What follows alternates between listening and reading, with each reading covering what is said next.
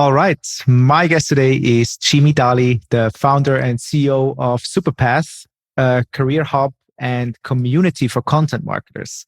He was formerly VP of Growth at Animalz, which is a content marketing agency I've been following since like 2016, I think, or something like that. Head of content marketing at Vero and editor-in-chief at QuickBooks in the past as well. Welcome, Jimmy. It's an honor to have you on the show. Thanks so much, Andrew. Looking forward to chatting with you. Same. I mean, first of all, you made the jump and went to work full time on SuperPath. So congrats. Thank you. Yeah, that's been quite an adventure, but a lot of fun so far. I can imagine. Let's maybe start right there. I mean, what are some of the learnings that you took with you from your time at Animalz that make you a better founder now? That's a great place to start because it's something I've thought quite a bit about. So I spent about 3 years or a little more at Animalz, and when I came there, it's a content marketing agency, and I came to support content marketing. So I was trying to figure out, how we could kind of standardize quality across the company, how we could, train up our writers, how we could put together better packages for customers. And over the time that I was there, that just changed so much. The company grew and had different needs. And so I got to work on a lot of different things. I got to work on account management. I got to work on marketing for Animalz. So I helped launch the Animalz blog a couple of years ago. I did a lot of writing for that. And then sales was the next thing. That was like a really pressing need. And so I spent about 2 years running sales at Animalz, something I never thought I would do. I actually really enjoyed it though. Just having spent so many years doing content marketing, I found it to be actually a lot of fun to build up a marketing engine that drove leads for us, and then be the person to get on calls with those folks and talk about what kind of content challenges are you having? What's your budget like? What's your team look like? What are your goals? And just learning so much from those conversations. And really that was the thing that made me realize, I think I could do this. I think when I was quote unquote just a content marketer, which is a big job in and of itself, I didn't really, I always sort of had this itch to try something on my own, but never really felt like I had quite the complete skill set. And after spending 2 years kind of on the front lines doing sales, I felt like now I feel really prepared to do this. I feel like I get the marketing, I get the sales because I've done hundreds and hundreds of these calls now. Mm-hmm. And then the sales stuff kind of got me into pricing and reporting on sales and a little bit of accounting, and just kind of exposed me to some things that I had never had the opportunity to work on before from just a content marketing capacity. And I also had a kick in the butt from the Animalz founder, Walter Chen, who is now my business partner / investor in SuperPath. Awesome. Uh-huh. And so that was super important. He was extremely supportive of this, wanted to help me fund it, wanted to encourage me to take that leap. We'd had many discussions about this kind of thing. So it was just kind of it was a slow build up to kind of a big event. So that, anyway, kind of a long answer to your question, but Animalz is cool. And just because small business, get to work on a ton of things. And that made me feel like, okay, I see a vision for how this might work now. Yeah. I mean, one thing that comes up over and over on the podcast when I ask marketing growth leaders about meta skills for a marketer, I would say probably the number one thing, what they say is business acumen is a super important thing, just to understand a little bit how to run the numbers. As you said, a little bit of accounting, a little bit of sales, and also a little bit of operation. So it's interesting that you say that, you kind of had both, and now you can run the company. Would you say that at the moment you are still doing content marketing while you actually have while you're running SuperPath? Or what's your philosophy right now? I mean, that you probably wear 1,000 hats. Yeah, it's more challenging now, just because I'm trying to do more things. Definitely still very committed to content marketing. I mean, I obviously I want to prove that content marketing works in this use case as well. Like, it's important to me that that's part of our growth strategy. But for the first time, I'm also looking into other acquisition channels. Every job I've ever had was so focused on content. I'm kind of gaining an appreciation now for diversification. Like, I'm trying to figure out paid ads because I really have very little experience with them, and I want to know, can we build something there that will also help us drive customers? What about building up a referral engine? Things that I haven't really thought about much, really ever. And then taking a slightly different approach to content too. So, sort of in a few different ways. I'm experimenting with user-generated content for the first time also, partially because like my experience is just one experience. It's not representative.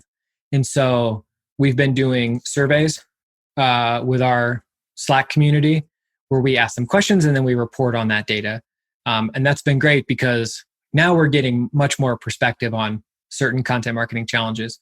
We also have a series of anonymous interviews with content marketers making six figures. We call it the 100K Club. Yeah. And that's like, I guess I could interview these folks and write the articles, but why not just let them say it in their own words? And I found that plenty of people are willing to do that. So I'm experimenting with a few different things to see if I can kind of achieve some of the scale that I want from content marketing without sitting down and writing every single article myself.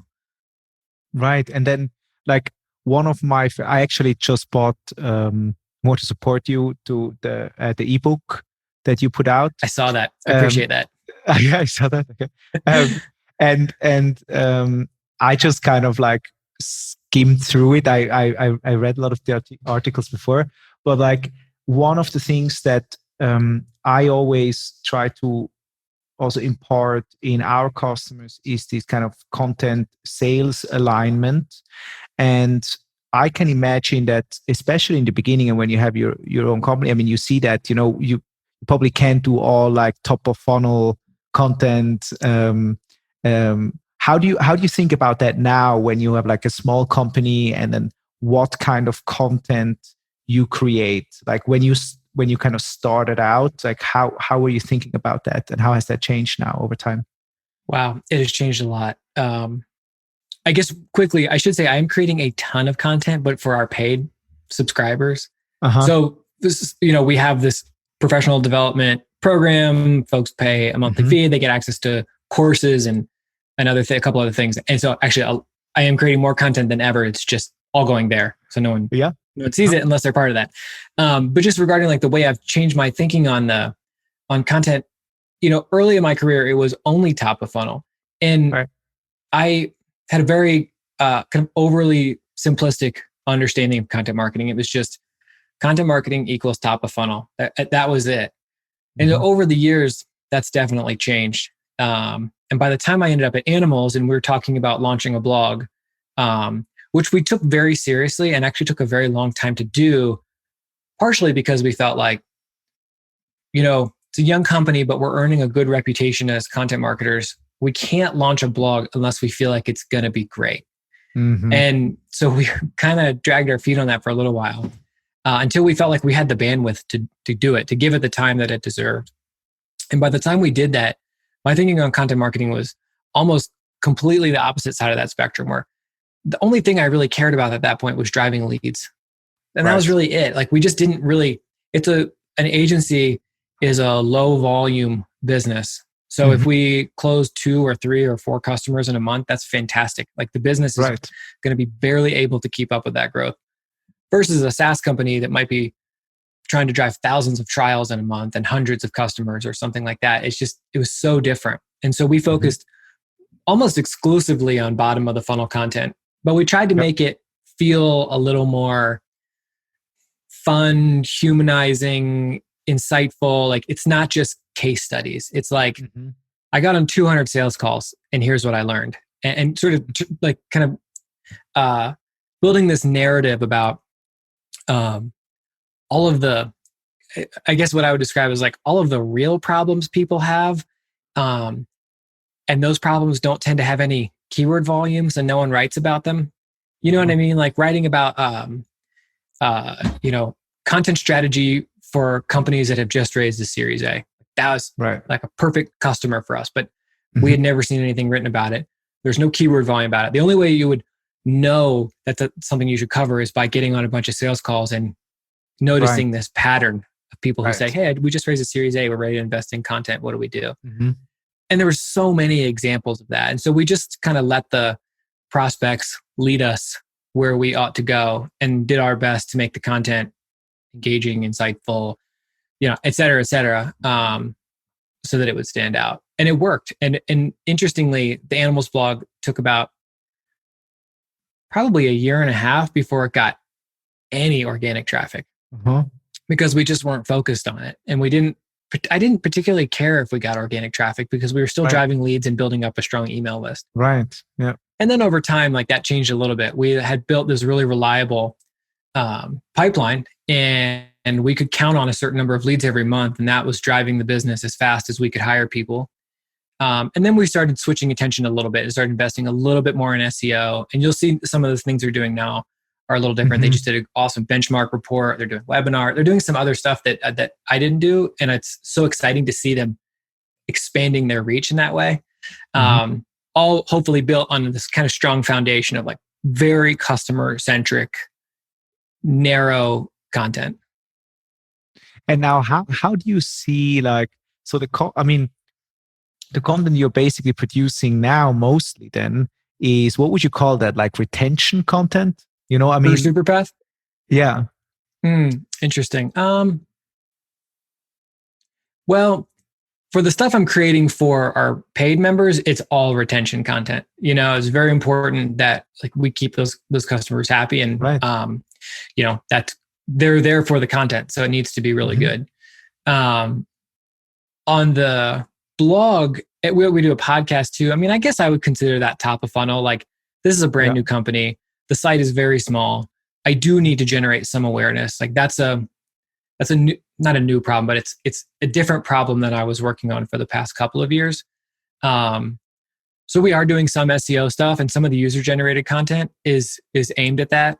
And then I have a couple blog posts in the hopper right now that are more top of funnel than I've thought about in a long time. Like I'm working on a post now that's it's going to be something like top 10 skills the content Right. marketers need to thrive, which in a way feels like, I thought I was beyond that. But at the same time, it's like I'm pulling those ideas from the interviews we do on our podcast, from the folks that have been part of the 100K Club series, from the sales calls that I've been on. So it's not just going to be SEO fodder. Like I'm going to pull like real stories out of there, try to explain to people why those skills are important and how you might go about improving them and things like that. But it does feel very different.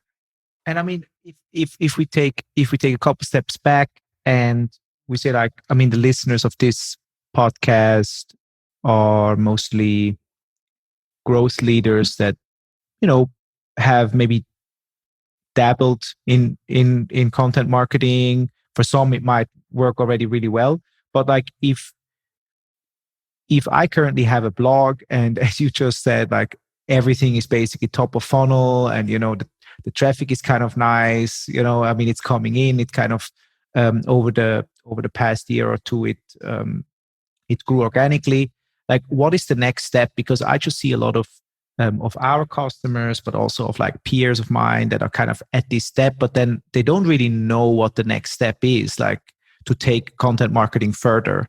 Now you touched a little bit on it, on how the progression was within Animalz, but how do I go about making that change inside an organization? That's interesting.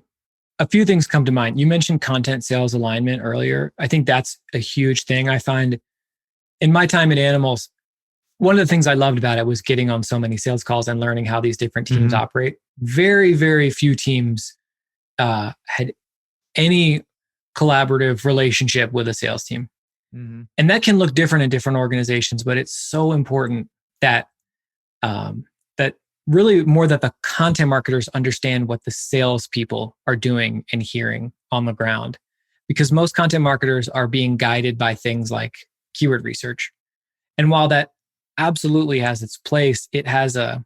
Um, it has a ceiling, not in terms of traffic necessarily, but in terms of efficacy. Like you need Mhm. to understand what the customers are actually doing, talking about, feeling, in order to create content for them that's really gonna, I was gonna say move the needle, but that's not really what I mean. It's more like that will resonate with those individual people. So that's one thing. I think the other thing is that it seems like, I don't have any data on this, but just sort of like my observation is that companies approach content in one of two ways. One way is the way we did it at Animalz, which was focused um, really on thought leadership. Like we were trying to establish Mm, our own ideas, our own philosophy on content, and we actually came up with a name for this style, which we called movement first. Like we wanted to kind of create our own little movement around content marketing that was really ours, and then we were going to worry about the scale later. mhm. And to me, I think that's a great way to do it because we're not, we can kind of put off mass distribution for a while, and we're going to focus on uh, creating a process that consistently helps us come up with great ideas, Right. that makes sure all of the writing is really strong. We're going to start building that email list. We're going to be talking to customers. Like it builds a strong foundation. A lot of companies approach it from a different perspective, which is just distribution first.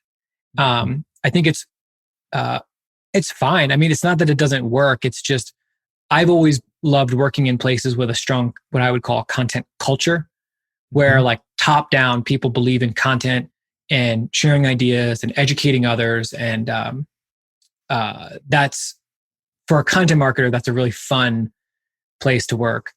So if you're at a place where it's really been numbers focused, the content is primarily just, SEO stuff. Like it's just not, you as the exec or VP or whatever are not particularly excited to read what the content team is putting out. You might Right. consider shifting a little bit towards that movement first approach.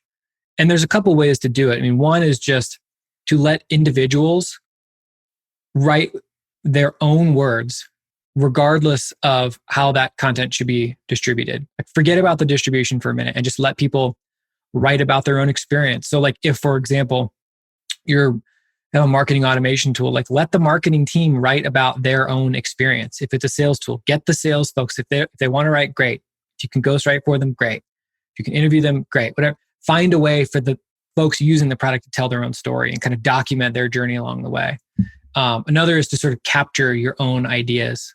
Um, give it a name, write about it. Make it yours. Like kind of stake out your territory around certain ideas. Um, all the things I'm saying are kind of all trending in the same direction, which is just to let people write interesting Yeah. things versus just always following the numbers and letting the numbers lead you. Easier said than done, because Right. companies that don't currently have that strong culture around content marketing sometimes have a hard time making that transition because it just Mm. it feels a little squishy. It's like, really, At like, first. Yeah. yeah, but if you talk to someone who works at a company that has always done that, that has always relied Mm. heavily on the individuals and their own ideas and strong opinions and hopefully some counterintuitive thinking and all that, like that stuff is it's good. It's good for marketing, but your team is probably going to rally around that kind of thing because it feels really Right. good. Right.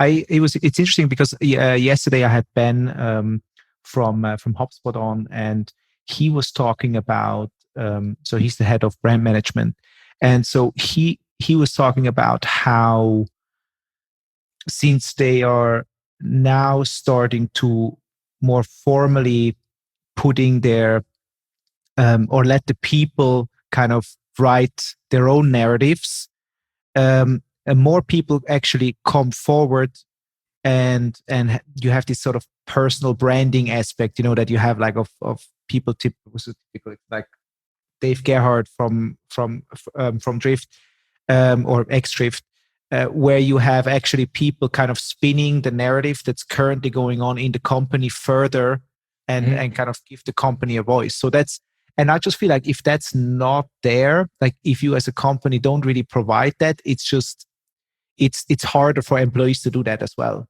Definitely. Definitely. wish I could think of a good example where content culture didn't come from the top down. It always seems to come from the top down, like at a company like Intercom, where Des Traynor wrote, I think there's a funny story that I think he wrote the first 100 blog posts himself.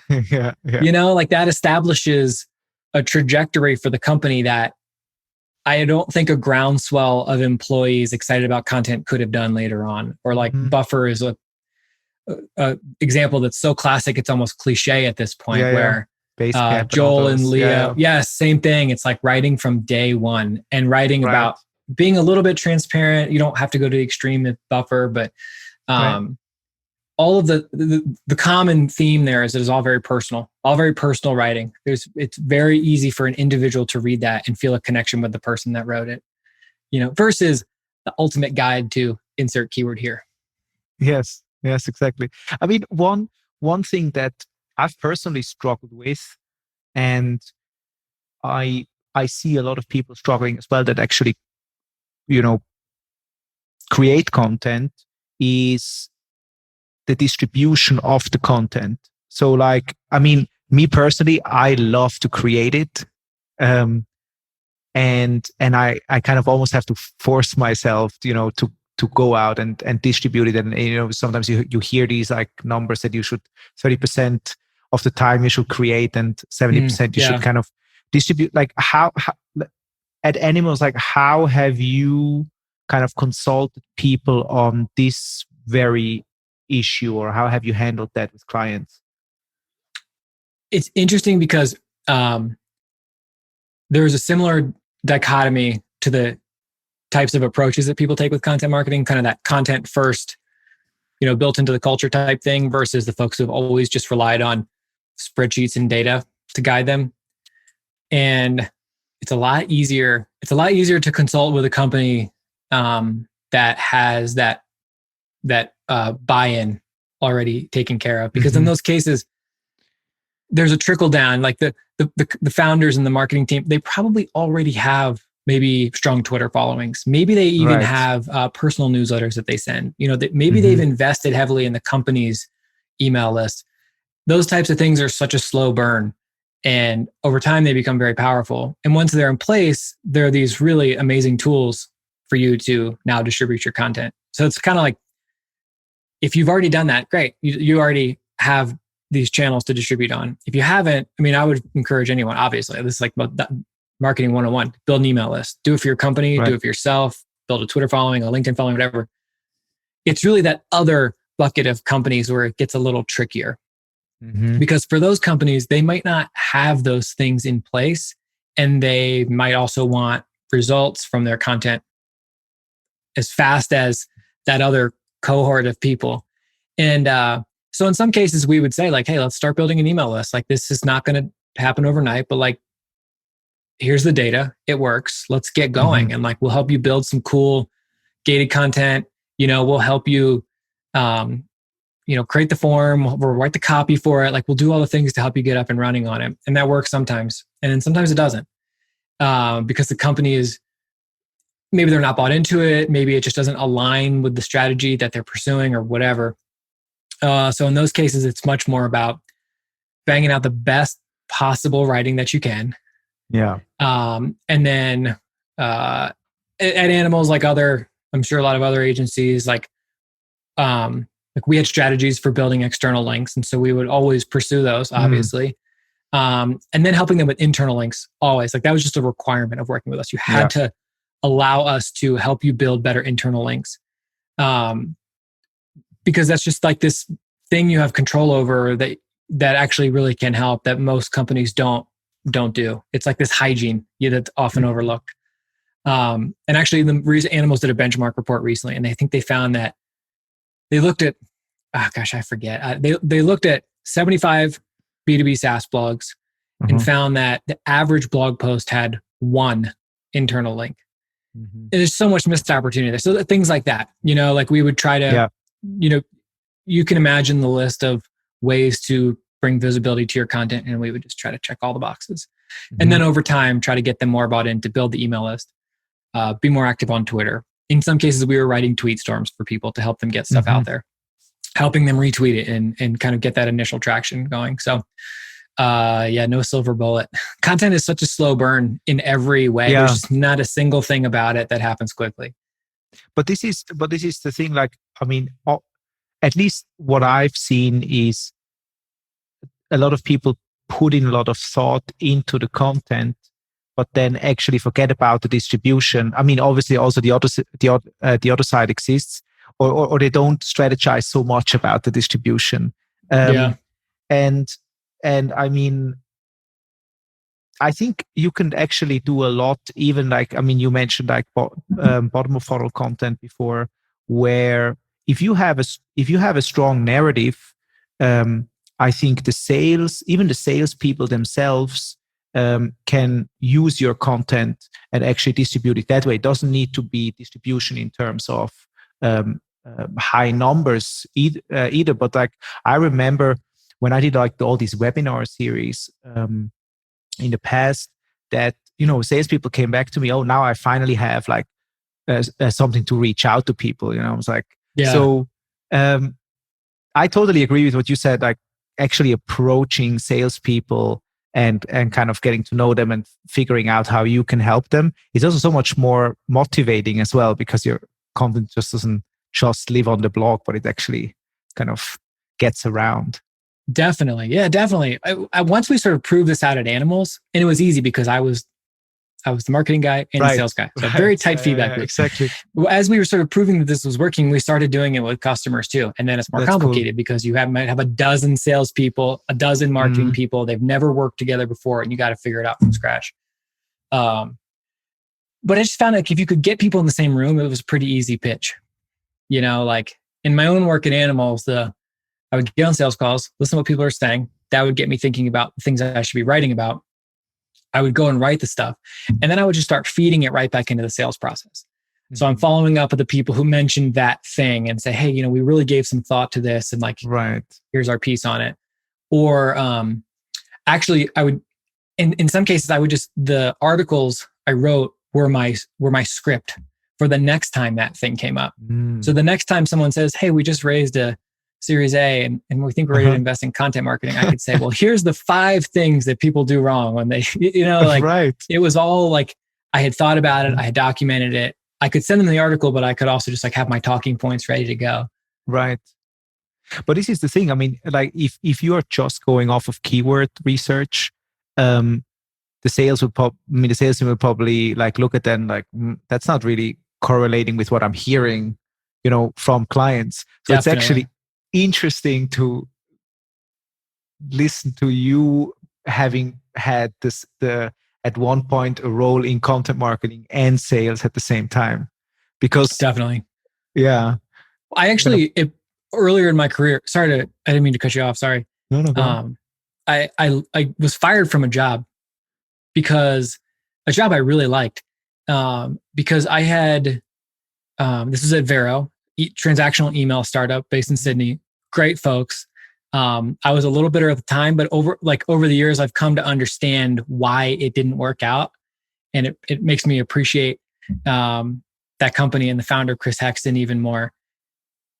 I came in there to start a blog from scratch, which is like, it's my favorite thing to do, start a blog from scratch. And we blew that blog up. We did an awesome job building traffic. It never translated into more trial signups. It just never did. And no matter how much time and energy I poured into chasing these keywords, it never translated. So we ended up having this blog that people liked and it drove traffic, but it was like square peg in a round hole. It never quite fit with the business. And after 2 years of this, my boss came to me and said, you know what? It's not working. We can't keep doing this. And then I thought back and I was like, you know, for the last 6 months, he's been encouraging me to try different things and experiment with this and that. And I kind of ignored it because I had this thing going that was quote unquote working. So after that experience, I was like, wow, there's like this big hole in my skill set, you know, like the ability to grow traffic is good, but it's not everything. So that I've if you ever read anything I've written or listened to me on a podcast, I talk about this idea a lot because for me, it was like, wow, I just spent all this time not talking to customers, not talking to sales, chasing around keywords, thought I was a great content marketer. And it turns out I got canned from a job I really enjoyed because I had overlooked this really important thing. And so, I mean, if you look back, what would have been the right call to do right at this moment when you, I mean, let's say instead of getting kicked out, you would have said like, okay, you have one last chance. Like today, what would you do? I would say, I want to be on every sales call for the next month. Yeah. Every single one. And I don't know exactly what I would have learned, but I know, I know objectively that I would have learned something, and that could have influenced the strategy. One thing that I have struggled with, and I think probably other marketers struggle with as well, is that when you have momentum, it's very difficult to intentionally slow it down and focus on something else. And that was the case there. Traffic grows every month. I just pour more energy into it. And really what I needed to do was have the discipline to recognize this isn't working and I have to try something else. And the traffic might dip. But that's okay because it's not working anyways. But I wasn't able to do that. Yeah. I mean, I feel like, especially if you go for like thought leadership content, it's oftentimes, especially in the beginning, I mean, it's hard to really measure its impact directly. And also it just takes time, as you say, right? Yeah. And I mean, another approach that it was actually also, I think it was also Dave Gerhardt, who was like recently at some point, it's also a strategy to kind of first take care of the revenue so that you can show that you contribute to revenue and then you do all the fun stuff. So that was kind of one of his approach, which I think in terms of just pure anxiety, from an anxiety perspective as a marketer, because that's always the issue, right? I mean, like, even if people see like, oh, you know, this person is doing cool shit and you know, people like it, is it translating to revenue? You know, it's totally. Yeah. I had a conversation with Greg Ciotti, probably 5 or 6 years ago. He runs content at Shopify. At the time was at Help Scout. And I recall him saying that SEO pays the bills and that frees me up to do everything else. And so he had built this really strong organic traffic and, no one questioned him after that. Like, you know what I mean? He had the ability to experiment, try new things, collaborate with a different team, whatever, because the traffic was there because the SEO was delivering it every single month. I thought that was interesting. It's like, it's never, it's kind of interesting that marketing is never as simple as like, just do the work. Like you always have to like have this thing going so you can do that. You have to have buy-in from this person so you can be over here. It's like sort of a complicated thing about just work. Like work is always never quite as simple as it maybe could be. But anyways, I like that. And I've kind of thought about that over the years. Like, all right, if you get your SEO going and you're getting that steady organic traffic, now you have really a lot of flexibility and freedom to try other things. Have you, like, what is your thinking around? So I feel like there is one strong notion that I'm hearing over and over, that is sort of, if management or the CEO does not believe in marketing, leave kind of as a marketer, because you're not gonna be happy there. But then obviously, like, a lot of people are in a different situation, right? I mean, so that's not the case. And then, they might be not in the situation where they can leave. And so I wonder if you've seen this situation at Animalz, for example, and then like what you have seen that works in order to kind of get people to appreciate content marketing, for example, which is a slow burn. And like, what have you seen? I mean, obviously, everybody likes performance because, you can put in $1 and get X out. But it's just, I mean, it's like a soccer game in the end. And so building up some of the more brand marketing assets that grow exponentially after a point if you're doing it right and consistently. How do you convince people inside the company if they're not there yet? That is a very difficult question. I guess I would say I don't know that it's as black and white as if the leadership doesn't believe in marketing, leave. Because I do think that if you're the one that proves it out, that's a huge deal. And you can learn so much by doing that. There's so many soft skills that make marketers great. And so many of them are advocating for the projects you believe in, communicating with the leadership to kind of convince them to let you try these things. Like, you'll learn so much by doing that, win or lose. I think that the one thing that I would recommend doing if you're in that environment is to try to get people who have not published before publishing content, because it's addicting. It's very addicting. This is one of the reasons I like content marketing and still actually do the writing, because it's addicting to come up with an idea, write it, and publish it, right, and put it out there and get feedback on it. Like, I can't get enough of that, so I still do it.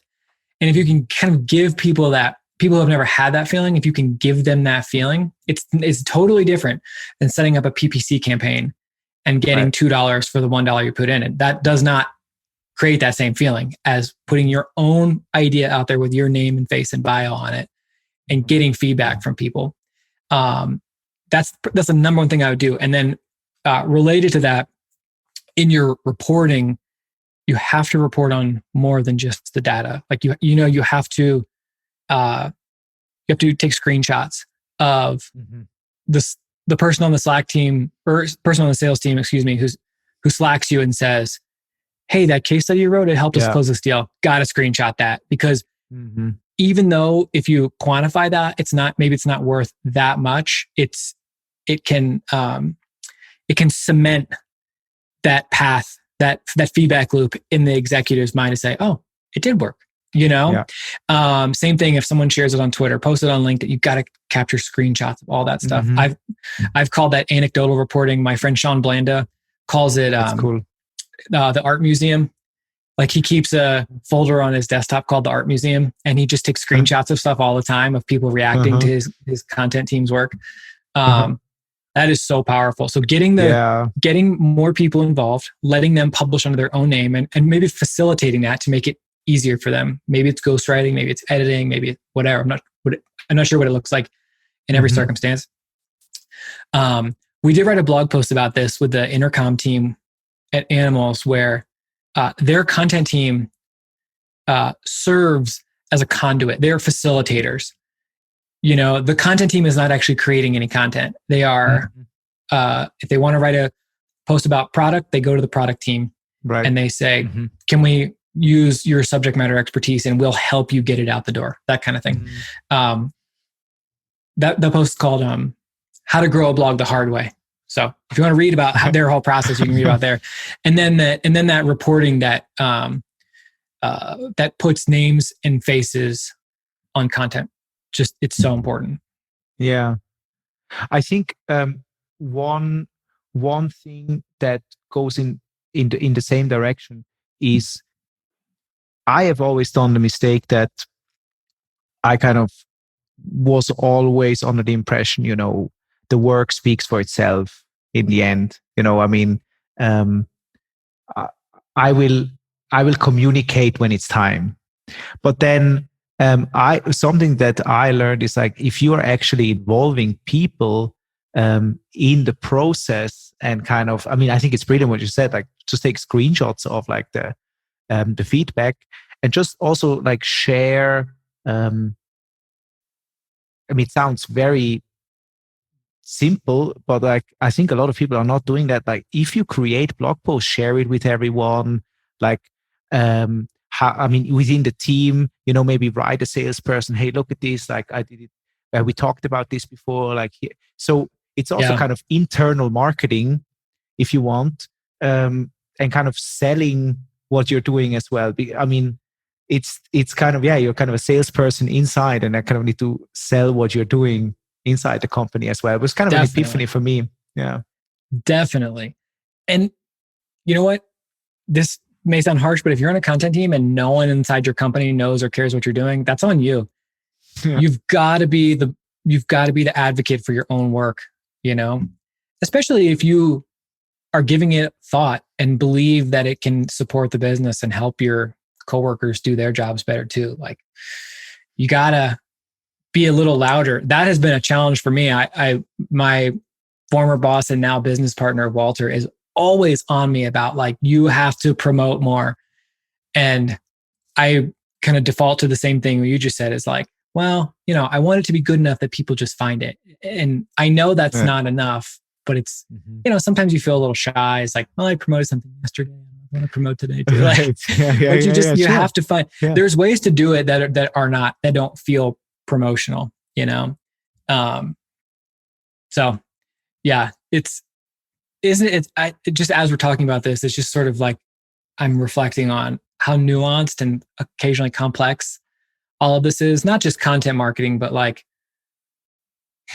thriving in different types of work environments and collaborating with different people and getting buy-in. There's so much of this stuff that ends up affecting people's careers and well-being in such significant ways. And, I, as a younger content marketer, just expected that I would come in and do the work, and it was just sort of that simple, and it's not that simple. Right.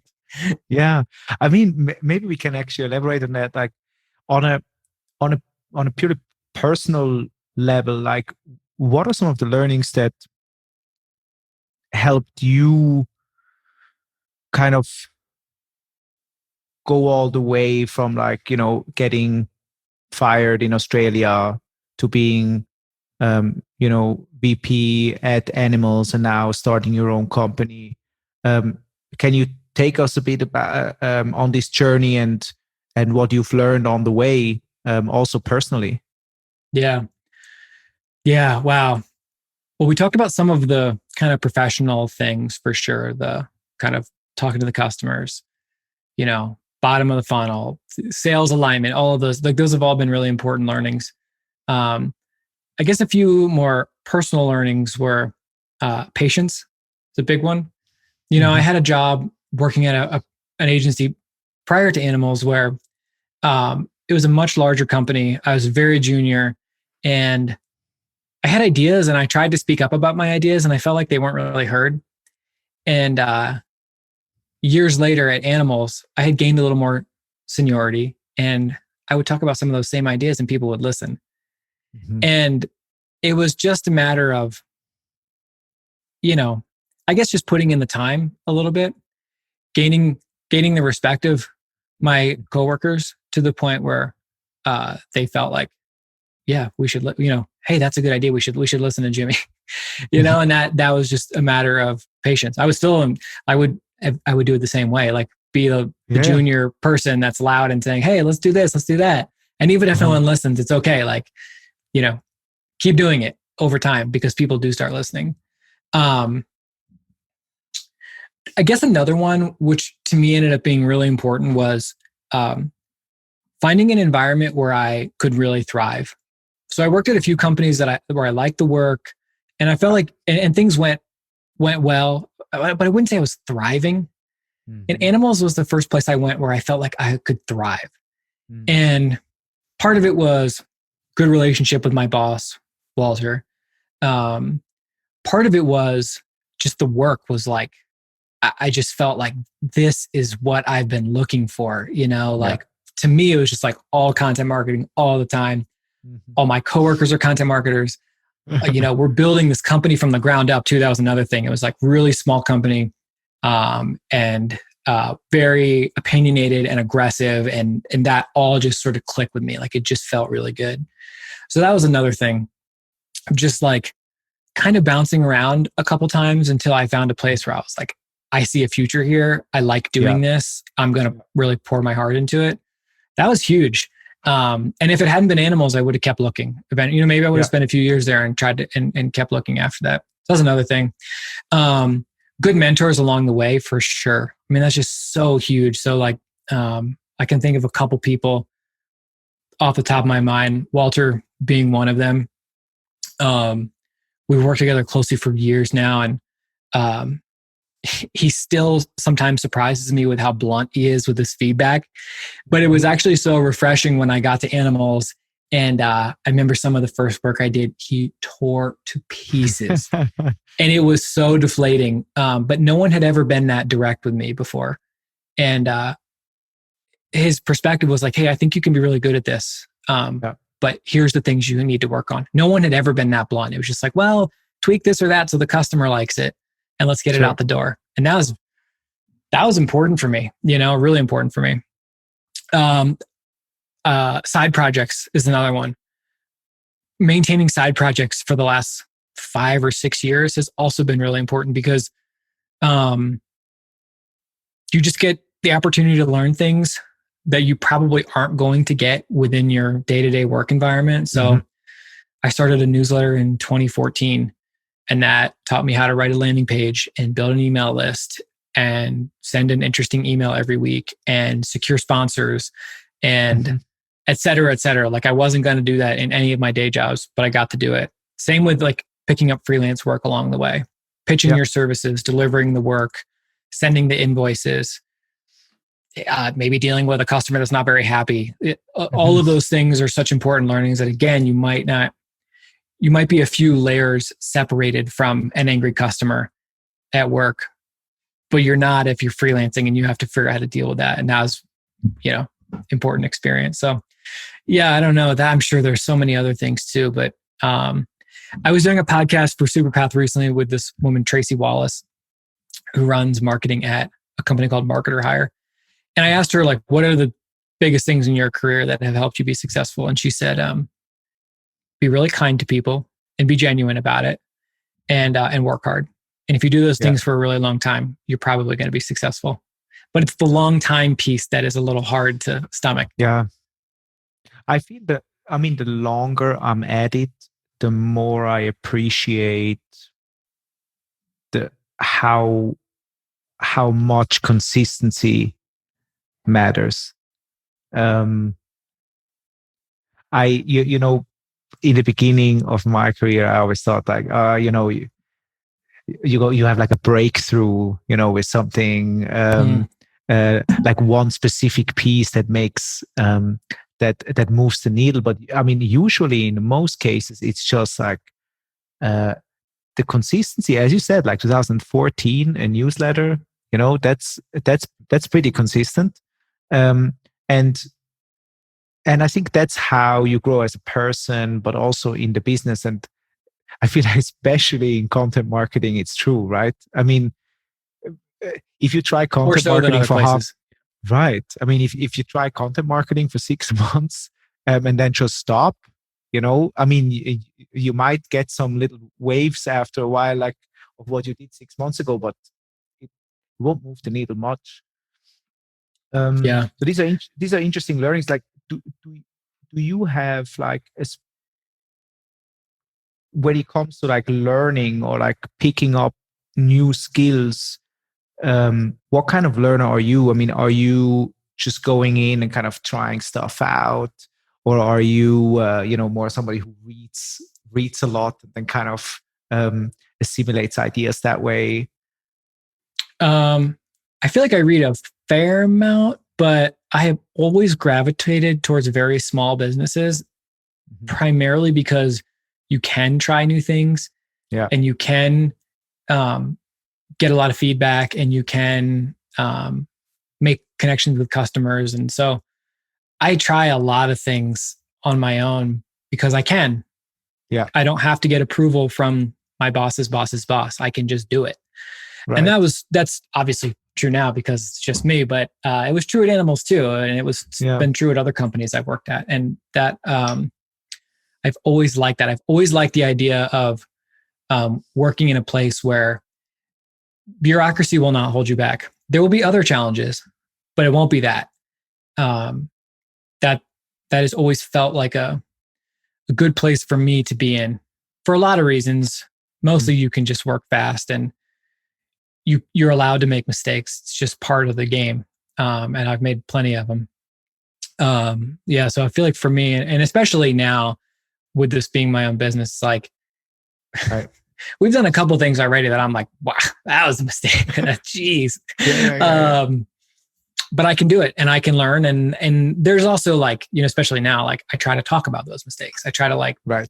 kind of take people along the journey a little bit because it's all, one, that's marketing, but, but two, it's helpful to people. And it's kind of like plays in that thing that this woman, Tracy, said of like just being genuinely kind to folks. And if you can, by sharing mistakes with them, that's like one just really easy way to help other people and make connections. Mm-hmm. I like the caring thing, I think is, or the kind thing is something that I see as well. Like the people that I kind of vibe with the best, I would say, is the ones where you kind of feel they care, and you kind of feel it in the content. You feel it when you talk to them. They're putting something of them into whatever they do versus like, it's kind of the top of funnel. You just kind of do keyword research and push it out. But then I feel like the further down you go, the deeper it gets a little bit. Also in content, I don't know if that's a good metaphor, but I feel when you feel the kind of care that someone puts into something, whether that's a conversation or like it goes a long way. Also with actually being able to even get the attention of a mentor or something like that. Yeah, that's interesting.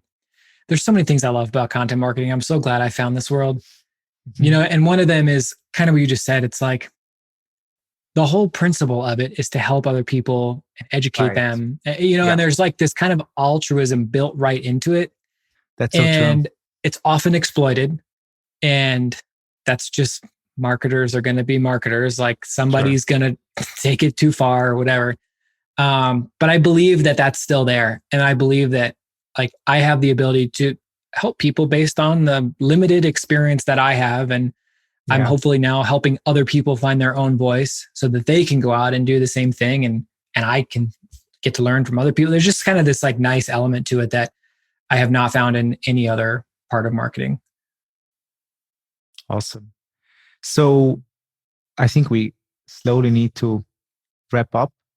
If we can quickly end on SuperPath, like what do you think? Why did you start this, and why do you think this is kind of, I guess, the future, at least in content marketing, of how to educate people or how to like do career development? Can you talk about that real quick? Definitely. Started it for kind of two things converged that prompted me to go and do this. One was that like 2 years ago or 2.5 years ago, I started a Slack community just on a whim. I just felt like there was no place for content marketers to talk about their careers. So I started a free Slack community, and that gained a little bit of traction. And there was a lot of really high quality discourse happening there. And that made me feel like, maybe there's something here. I don't know what it is, but maybe there's something here. And then the other thing that happened is at Animalz, hiring was enormously challenging. And our customers often had trouble hiring. There's a lot of employee turnover in the tech world. And it just felt like, could these two things be related? Why are people dissatisfied with their careers? Why is it so hard to find good people? Why don't they stay at their jobs? Like, it just kind of got me asking a lot of questions. So that was kind of those two things together made me think like, there's something here. Like, and then started playing around with like what this might actually look like. So SuperPath now is there's a lot going on. Really, probably a little bit too much. We have a job board, and kind of behind the scenes of that job board, there's a recruiting service where we help screen content marketers for companies that are hiring. We have this Slack community, which has now grown to 1,700 or so folks, and it's the quality of the conversations is better than ever. It's really cool to see how that's gone. we've got a blog, we've got our user-generated content stuff, we've got our surveys and all that, we've got a podcast. And then to me, the kind of the linchpin of the whole thing is what we call SuperPath Pro, which is like, that's our paid professional development membership. Mm-hmm. We tried to make this as affordable as possible. I mean, it's really meant to be covered by your company. Like, oh, okay. It's $50 a month. You get access to courses as fast as we're making them. We're doing monthly networking events where we like pair you up with a peer and give you an agenda to kind of work through so that you can meet someone new, kind of help each other out with different problems. We have office hours where we bring in veteran content marketers and make them available for questions. So it's like, to me, it's like, these are all the best parts of a conference, except that you get access to them on a regular basis. I've never found this. I've seen things like this for developers. I've seen things like this for sales folks. I've never seen this for content marketers. And so we're still learning. We're still figuring out exactly what's going to make it work really well. But we've got a bunch of people in there, doing it, learning, making good connections with others. So that's kind of what it looks like right now. I mean, honestly, like I personally think it has huge potential. I don't know if you know the girls from Forget the Funnel. They also have like kind of a membership kind of thing. And I just think, it's so difficult today as a marketer, or there are probably other jobs. I think probably UX is the same, like all these kind of new jobs that change very fast. I mean, where do you really go to educate yourself and to find your peer? You can go to university or something like that. Doesn't really exist. And then you have like the huge programs like Reforge and stuff like that, where you're kind of lost as well in a way. So I feel like the small communities, I love this development, and I hope it continues to grow. So cool. Well, thank you. I hope so too. Yeah. I feel like we're off to a good start. I mean, we've gotten a lot of good feedback, and awesome. Right now, our biggest challenge is just that it's just me, and it's all of it's happening just as quickly as I can work, and hopefully that's also maintain some part, sanity. Right? yeah, definitely. Yeah, it is. It is. But then sometimes I'm like, there's things that I didn't necessarily anticipate. It's like, well, this week you need to create a course, write a blog post, record a podcast. Right. You need to find next month's office hours guest. You've got to do last month's books. Got to like collect those invoices, those unpaid invoices from the job board. There's just like so many like kind of administrative. I'm actually thinking of hiring a content marketing intern to help me with some of the content stuff. Just, like write podcast notes, run the surveys, things like that. Just to take a little bit of that stuff off my plate so I can try to focus on some of their stuff. But anyways, I'm not complaining. This has been a lot of fun so far. Yeah. And I mean, like in 5 years, you will look back and be like, oh, wow, remember this period when all of this was going on? Yeah. Actually, one book that I can really recommend that kind of talks a bit about this issue or this challenge is it's called Who Not How. It's really interesting into like. Oh, interesting. It goes a lot. Like I'm somebody who really like obsesses about like the how am I going to do this, like how am I going to do that, but it kind of says like, why don't you ask like who could do this better than me, because I might have other strengths. And it's an interesting book. I mean, it helped me certainly to kind of open up towards the possibility of like, oh, I could actually outsource this easily. This is not, and the person who is doing it can profit from it as well. So that's interesting. I've struggled with delegation my entire career because my default is just like, I can do it. Okay, I can get it done. Right. And it's it ends up with me being overwhelmed and not getting it all done. So I will check that out. Yeah, cheers. So where can people find you? Where do you want people to go after they have listened to this?